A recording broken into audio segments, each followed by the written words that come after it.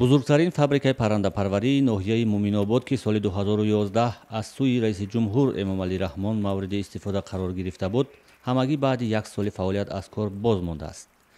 ин корхона барои истеҳсол ва ба бозор ворид кардани маҳсулоташ аз Фононбонк 2 миллион сомонӣ қарзи дарозмуддат гирифт, аммо бо далели ба фурӯш нарафтани маҳсулоташ муфлис шуд. Таҷҳидҳои лозимиро соҳибкории эронӣ таъмин карда буданд ва худи соҳибкори ватанӣ аз қарзи аз Фононбанк ба миқдори 2 миллион сомон қарз гирифтагӣ буд ва ин қарза барои сохтмон аслан истифода бурданд. 4 цеха тайёр кардагӣ буданд. Тоҳир Амиршоҳзода, раиси ноҳияи Муминобод, гуфт ҳоло ин корхона аз Фононбонк ҳудуди 3.5 миллион сомонӣ қарздор буда, қазияаш дар дасти баррасии додгоҳи иқтисодӣ қарор дорад. ва ӯ соҳибкори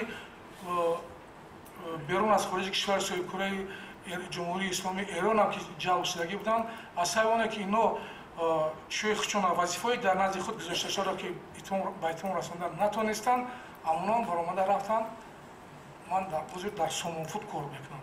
дар ҳамин ҳол Рӯҳулло Амонуф, раҳбари корхонаи мухпарварии Муминобод, мегӯяд корхона пас аз 4 соли фаъолият аз кор монд ва ӯ сабаби аз кор мондани корхонаи худро дар адами сармояи қарзе бар рӯи рушди корхона номбар мекунад ки бояд Фононбонк ба ин корхона медод. аз вазорати молия бояд мегирифта, бо барои мо медод ки корро анҷом медодем ва дар бораи аз гирифтани қарз даст кашидани 1 миллион сомонӣ ба ҷонишини сарвазири ҷумҳурии Торкистон Муродалӣ азизи мардум мактуб навист.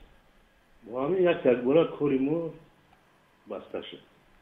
ба қавли Рӯҳуллоҳ Амонуф, баҳси додгоҳии ӯ бо Фононбанк ба марҳилаи ахир расидааст ва қарор аст 3.5 миллион сомонӣ қарзи корхонаи худ аз ин бонкро бо фурӯхтани сардхона дар Муминобод пардохт кунад.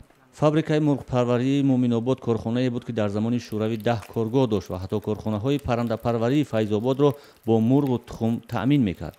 раиси ҷумҳури Тоҷикистон Эмомалӣ Раҳмон зимни ифтитоҳи ин корхона гуфта буд ки барои ба 150 000 сар расонидани саршумори мурғи гӯшти дар ин корхонаи паррандапарварӣ ба он 3 миллион сомонӣ қарзи дарозмуддати бо имтиёзи давлатӣ ҷудо мегардад.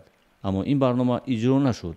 ҳоло ин корхона қариб 4 сол мешавад ки дигар кор кардан наметавонад ва дари коргоҳҳояш баста аст ва бинои маъмурияташ ба идораи ҷамоати деҳоти Деҳбаланд табдил дода шудааст.